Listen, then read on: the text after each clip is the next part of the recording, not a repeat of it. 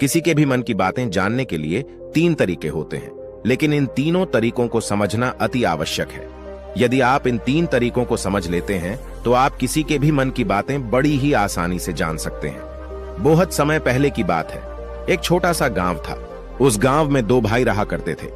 बड़ा भाई अंधा था और इसलिए वह हमेशा घर पर ही बैठा रहता था और छोटा भाई खेती किया करता था। लेकिन खेतों में अत्यधिक जानवर आने से पूरी फसलें नष्ट हो जाती थीं, जिनके कारण छोटा भाई बहुत ही ज्यादा परेशान हो चुका था। एक दिन उसे एक तरकीब सूझी। उसने सोचा, खेतों में से इन जानवरों को भगाने के लिए क्यों ना मैं अपने बड़े भाई की मदद ले लूं।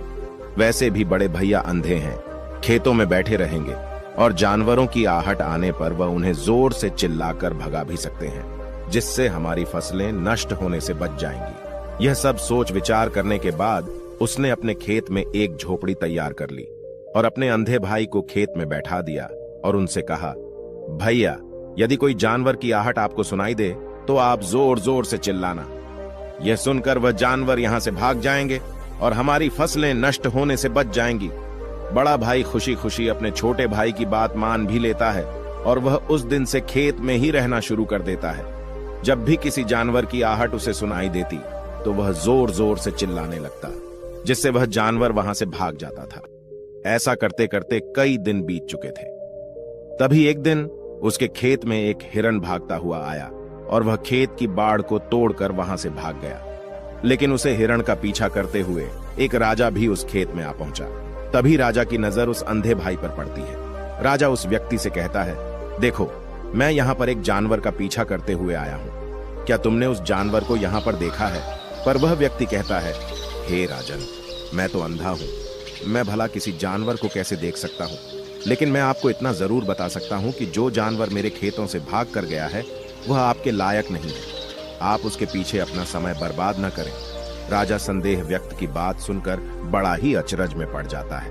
वह सोचने लग जाता है कि यह तो अंधा है, फिर इसे कैसे पता चल गया कि जिस हिरण की तलाश कर रहा हूं वह मेरे लायक नहीं है। तभी राजा उस अंधे व्यक्ति से कहता है, कहीं तुम मुझसे झूठ तो नहीं बोल रहे हो कि तुम अंधे हो और तुम्हें कैसे पता कि जो जानवर यहां से भागा है वह मेरे लायक ही नहीं है? इस पर वह अंधा व्यक्ति कहता है कि यह राजन, जिसे आप एक हिरन समझ रहे हैं, असल में वह एक हिरन नहीं है बल्कि एक मादा हिरन है और वह गर्भवती भी है। और जहां तक मुझे झांत है, मैंने कभी किसी राजा को किसी गर्भवती हिरण का शिकार करते हुए नहीं सुना है और इसी कारण से मैं आपसे यह कह रहा हूं कि यह हिरण आपके लायक नहीं है। आप उसके पीछे अपना समय व्यर्थ न करें। यह सुनकर राजा और भी अचरज में पड़ गया कि अंधा आदमी कैसे जान सकता है कि वह हिरण गर्भवती है। राजा कुछ देर सोच विचार करने के बाद अपने सेनापति से कहता है, सेनापति जी, मुझे वह जानवर जिंदा चाहिए, क्योंकि मुझे यह पता करना है कि क्या वह गर्भवती है या नहीं, क्योंकि यह अंधा आदमी बहुत विश्वास के साथ कह रहा है और मुझे इस बात की पुष्टि है। यदि वह हिरणी हुई और गर्भवती भी हुई तो वह हमारे शिकार के लायक नहीं है, क्योंकि हम तो एक हिरण का पीछा कर रहे थे। इसलिए जाओ और पता करो, क्या वह हिरणी है?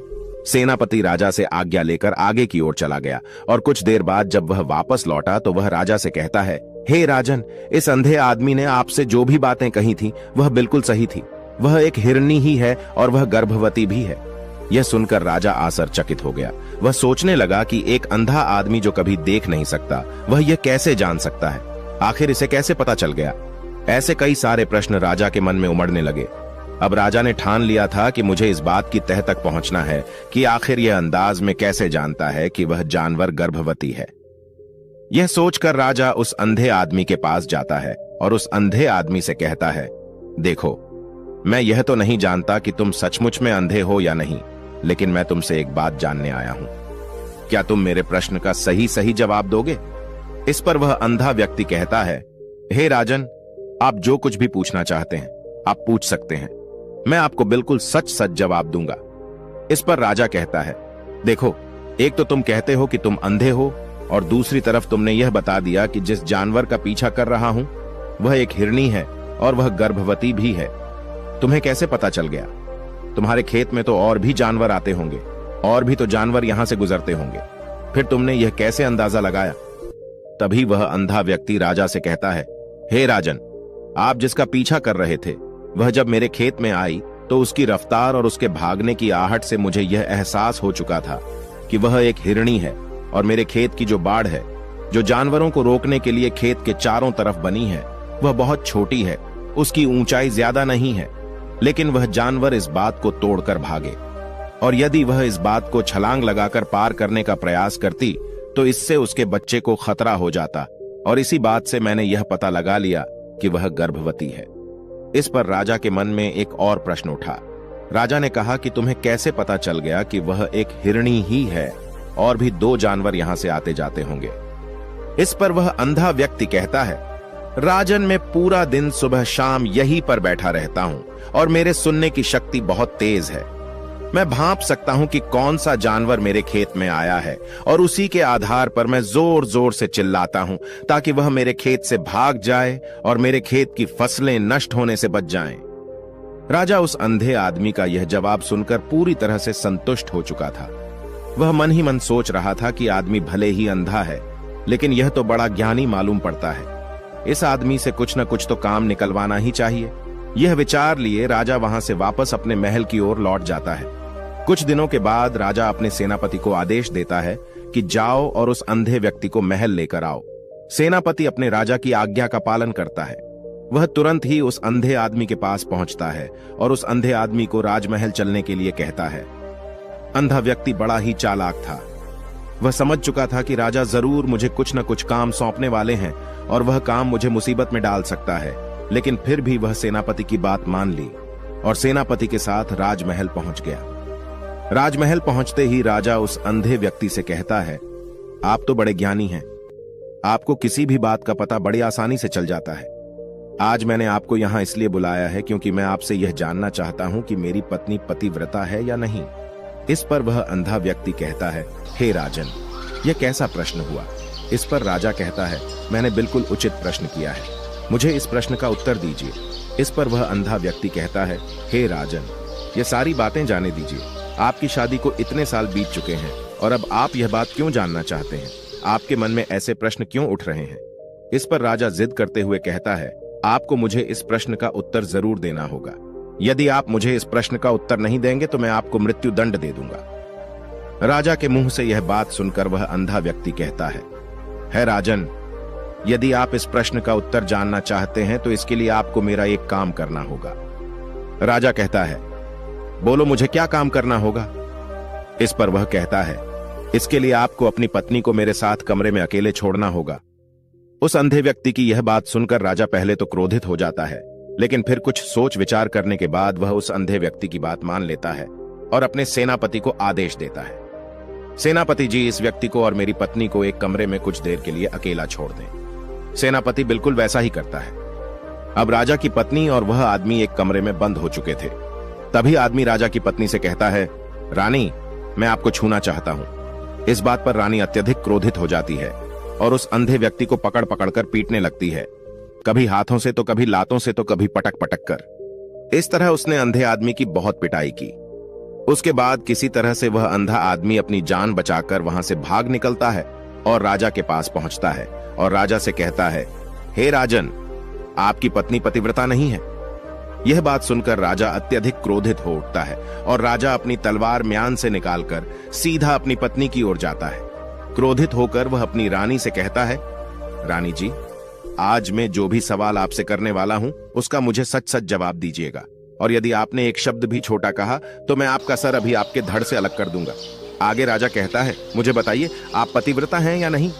इस बार रानी कहती है, हे राजन, आप भले मुझे जान से मरवा दें, लेकिन आज मैं सच बोलूंगी, मैं पतिव्रता नहीं हूं। राजा ये बात सुनकर बहुत ही दुखी और निराश हो जाता है। उस अंधे आदमी ने जो भी कहा था वह बिल्कुल सच कहा था। यह बात सुनकर तुरंत ही राजा उस अंधे आदमी के पास पहुंचता है और आकर उस अंधे आदमी से कहता है, तुम्हें कैसे पता चला कि मेरी पत्नी पतिव्रता नहीं है? अंधा आदमी कहता है, हे राजन, बड़ी सीधी सी बात है, मैंने तो आपकी पत्नी से बस इतना ही कहा था कि मुझे आपको छूना है। और इस बात पर वह इतना क्रोधित उठी कि उन्होंने गुस्से में आकर मुझे लात घूंसों से पीटना शुरू कर, और भला कोई औरत किसी और मर्द को कैसे छू सकती है? लेकिन उन्होंने न आव देखा न ताव, बस लात घूंसों से मुझ पर बरसना शुरू कर दी।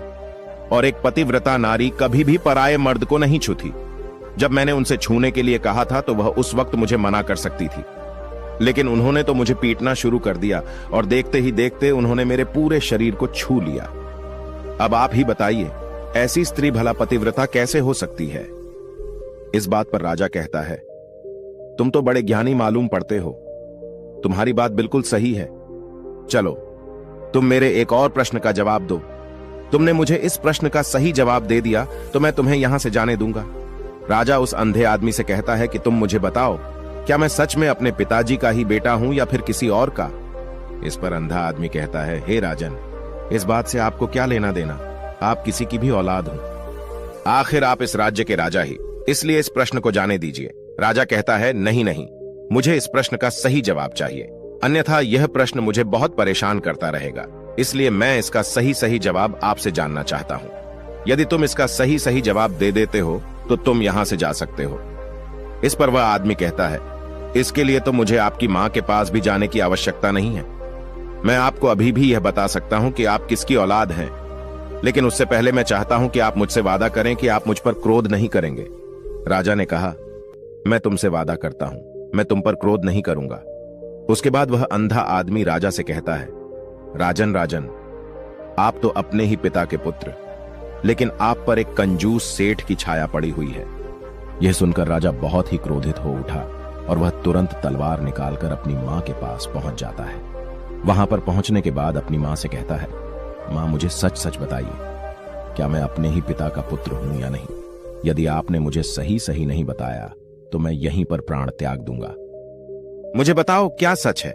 इस पर उस राजा की मां कहती है, बेटा तू है तो अपने ही पिता का पुत्र, लेकिन तुम्हारे ऊपर एक कंजूस सेठ की छाया पड़ी हुई है। जब मैं एक बार नहाने के बाद अपना मुंह आईने में देख रही थी, तभी उस कांच के पीछे मुझे एक कंजूस सेठ नजर आता है और उसी की छाया तुम पर पड़ चुकी है। यह सुनते ही राजा और भी ज्यादा अचरज में पड़ जाता है और वह तुरंत दौड़ा दौड़ा वापस उस अंधे आदमी के पास पहुंचता है और उस अंधे आदमी से कहता है, तुम्हें कैसे पता चला कि मुझ पर एक कंजूस सेठ की छाया पड़ी हुई है? इस पर अंधा आदमी कहता है, राजन, आपने मुझसे कई सारे सवाल पूछे जिनका जवाब भी मैंने आपको सही से दिया। यदि कोई और राजा होता तो मुझे उसके बदले ढेर सारे इनाम दिया होता, लेकिन अब तक आपने मुझे एक फूटी कौड़ी भी नहीं दी। इस बात से मैंने अंदाजा लगा लिया था कि आप बहुत कंजूस हैं। यह बात सुनकर राजा जोर जोर से हंसने लगा और कहता है कि आप जो भी मांगे तो मैं आपको अवश्य दूंगा, लेकिन मुझे यह बात बताओ कि तुम्हें कैसे पता चल जाता है कि कौन सी बात सही है और कौन सी बात गलत? तुम किसी की बात का इतना सटीक और सही जवाब कैसे दे पाते हो? इस पर वह अंदाज में कहता है कि हे राजन, मैं तो वैसे ही अंधा हूं। मेरी आंखें होती तो मैं किसी की भी मन की बातें बड़ी सरलता से जान लेता। मन की भी एक भाषा होती है और यह भाषा मनुष्य के शरीर के व्यवहार के रूप में देखी जा सकती है। उसकी आंखों से, उसके होठों से, उसकी दान करने के तरीकों से, उसकी क्रियाओं से यह पता किया जा सकता है कि उसके मन में क्या चल रहा है। उसके आधार पर हम किसी के भी मन की बातें जान सकते हैं, लेकिन मैं तो जन्म से ही अंधाज हूं, मैं देख नहीं सकता, इसीलिए मैं क्रियाओं से देखता हूं। यदि मुझे कोई बात जाननी होती है तो अगले आदमी को मुझे कुछ काम देना पड़ता है, जिस पर वह व्यक्ति किस तरीके से उस काम को करता है, उसके आधार पर ही मैं यह पता लगा पाता हूं कि आखिर उसके मन में क्या चल रहा है। तभी वह राजा कहता है, तो इसका अर्थ यह हुआ कि मैं भी किसी के भी मन की बातें जान सकता हूं। इस पर वह अंधा आदमी कहता है कि हे राजन, अवश्य, किंतु उससे पहले आपको अपने ऊपर काम करना होगा और वह अपने मन को शांत करना, अपने मन को वर्तमान में लाना, जिसके लिए मैं आज आपको 3 तरीके बताने वाला हूं। और ये तीनों ही तरीके बड़े ही आसान हैं और सरल हैं, किंतु हे राजन, उससे पहले आपको एक काम करना होगा, अपने मन को एकाग्र करना होगा। जब हम अपने मन को एकाग्र करते हैं, अपने मन को वर्तमान में लाते हैं, तो हम दूसरे के मन की बातें जान सकते हैं, क्योंकि वह आदमी अभी भी अपने मन में वर्तमान में ही सोच रहा है और हमारे मन को वर्तमान में ही लाना होगा, तभी हम उसके मन की बातें जान सकते हैं। यदि हम अतीत में हुई घटनाओं के बारे में सोच रहे होंगे तो जो अगला आदमी में सोच रहा है, वर्तमान में अपनी मन में बात कर रहा है, वह हम कैसे जान पाएंगे? क्योंकि हम तो अतीत की घटनाओं में डूबे हुए हैं। इसलिए किसी के भी मन की बातें जानने के लिए सबसे पहले हमें अपने मन को एकाग्र करना होगा, उसे वर्तमान में लाना होगा। फिर वह अंधा व्यक्ति राजा से कहता है, हे राजन, जो 3 तरीके मैं आपको बताने वाला हूं, इन 3 तरीकों से आप बड़ी आसानी से किसी के भी मन की बातें जान सकते हैं। यह राजा, जो सबसे पहला तरीका है वह आंखों पर ध्यान देना। किसी व्यक्ति से बात करते हुए उसकी आंखों में देखना, उसकी आंखों पर ध्यान देना ज्यादा जरूरी है, क्योंकि आंखें बोलती नहीं और बहुत कुछ कह जाती हैं। यदि हम किसी व्यक्ति की आंखों को, इशारों को समझना सीख जाएं, तो हम यह जान पाएंगे कि व्यक्ति के दिमाग में क्या चल रहा है, वह क्या सोच रहा है और अभी वह क्या करने वाला है। मेरे पास आंखें नहीं हैं, लेकिन मैंने अपने गुरु से यह विद्या सीखी है, क्योंकि बहुत साल पहले मेरे पास आंखें थीं और मैं उस वक्त लोगों के मन की बातें केवल आंखों में ही देखकर जान लेता था। इसलिए यदि आप भी दूसरों की बातें जानना चाहते हैं, तो आपको भी उनकी आंखों पर गौर करना होगा, जैसे कि वह कब और कहां किधर देख रहे हैं। वह आंखों को इधर उधर घुमा रहे हैं या फिर उसकी आंखें खुश नजर आ रही हैं, और फिर आंखों में कहीं निराशा तो नहीं है, जैसा कि एक चोर होता है। उसकी आंखों में जब हम देखते हैं तो हमें यह पता चलता है कि अगला आदमी ने कोई गलती की है। ठीक उसी प्रकार जब हम किसी चालाक व्यक्ति की आंखों में देखते हैं तो आपको पता चलेगा कि उसकी आंखों में चालाकी होती है। यह एक बहुत ही सीधा और आसान तरीका होता है। यदि आपको यह पता लगाना है कि सामने वाला व्यक्ति आपसे झूठ कह रहा है या फिर सच कह रहा है, तो आपको उसकी आंखों में ध्यान देना अति आवश्यक होता है। यदि आपसे बात करते वह व्यक्ति अपनी आंखें इधर उधर घुमा रहा है या ऊपर नीचे, इधर उधर दाएं बाएं रहा है, तो इसका अर्थ यह हुआ कि वह इस बात से निकलने का कोई रास्ता ढूंढ रहा है, वह कोई झूठ बना रहा है। यदि सामने वाला व्यक्ति आपसे झूठ कहने का प्रयास कर रहा है, तो वह आपसे नजर नहीं मिला पाएगा। ठीक उसी प्रकार दूसरे तरीके में हम चेहरे को पढ़ना सीखते हैं, क्योंकि चेहरे के हाव भाव होते हैं जिससे हम मन की बातें बड़ी आसानी से समझ सकते हैं, और इन्हें भी समझना बहुत जरूरी है। कभी कभी कोई व्यक्ति अपने चेहरे से, अपने हाव भाव से बहुत कुछ अलग अलग व्यवहार करता है। यदि आप किसी व्यक्ति के चेहरे में गौर करेंगे तो आप आसानी से समझ पाएंगे कि व्यक्ति निराश है या बहुत उदास है, या फिर वह बहुत खुश है, या फिर उसे कोई बड़ा दुख है तो अपने अंदर क्या महसूस कर रहा है। ये सारी बातें हम उसके चेहरे के हाव भाव से पता कर सकती हैं। फिर चाहे इंसान जुबान से कुछ बोले या फिर न बोले, लेकिन आप उसके चेहरे से सब कुछ पता कर सकते हैं। आगे अंधा व्यक्ति राजा से तीसरा तरीका बताते हुए कहता है कि हाथों के शरीर का व्यवहार, मन की बात समझने के लिए हमें हाथ के इशारे और शरीर के व्यवहार को समझना बहुत ही आवश्यक है। कोई व्यक्ति जब भी बात करता है, जो आपने देखा होगा कि वो अपने हाथों को हिलाता है, अपने हाथों से इशारा करता रहता है। वह बातों के साथ साथ अपने शरीर का जो व्यवहार है उसका भी पूरा उपयोग करता है, जिससे हमें यह पता चल पाता है कि वह व्यक्ति हमारी बातों पर कितना ध्यान दे रहा है और उसके मन में क्या चल रहा है। शरीर के व्यवहार को देखने के लिए उसके हाथ हिलाने के चेहरे पर बार बार हाथ लगाने और हाथों को एक दूसरे पर मसलना, ऐसी बहुत सी क्रियाएं करता है। उस पर हमें ध्यान देना अति आवश्यक है। मन की बात को समझने के लिए हमें शरीर के विज्ञान को भी समझना पड़ता है।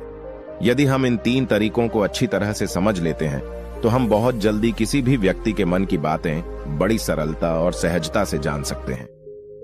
इसलिए यदि आपको किसी के मन की बातें जाननी है तो आपको उसकी आंखों पर, उसके चेहरे पर, उसके शरीर के हाव भाव को और उसके हाथों को ध्यानपूर्वक देखना होगा और समझना भी होगा, जिससे आप यह समझ पाएंगे कि आखिरकार उसके मन में क्या चल रहा है और वह क्या सोच रहा है। लेकिन उससे पहले आपको अपने मन को एकाग्र करना होगा, शांत करना होगा और अपने मन को वर्तमान में लाना होगा। तभी आप उस व्यक्ति की इन सभी क्रियाओं पर ध्यान दे पाएंगे और उन्हें समझ पाएंगे। आप यदि अतीत की घटनाओं में व्यस्त हैं, भविष्य की योजनाओं में व्यस्त हैं, तो आप उस व्यक्ति के हाव भाव पर कभी ध्यान ही नहीं दे पाएंगे और न ही आप कभी भी समझ पाएंगे कि आखिरकार उस व्यक्ति के मन में क्या चल रहा है, वह क्या सोच रहा है। या काम कोई भी कर सकता है, या एक प्रकार की विद्या है जो मुझे मेरे गुरु ने सिखाई है। राजन, अगर आपको यह जानना है तो मेरे साथ आपको कुछ दिन रहकर इसका अभ्यास करना होगा। राजा तुरंत राजी हो जाता है और वह उस अंधे व्यक्ति को अपने राज्य का राजगुरु नियुक्त कर देता है और खुद अंधे व्यक्ति का शिष्य बन जाता है। तो दोस्तों, ये कहानी आपको कैसी लगी? उम्मीद है इस वीडियो से आपको बहुत कुछ पता चला होगा। और अगर आप नए हैं तो हमसे जुड़ने के लिए इस चैनल को सब्सक्राइब करना मत भूलिएगा। मिलते हैं अगली वीडियो में कुछ नए विचारों के साथ। तब तक के लिए आपका बहुत बहुत धन्यवाद।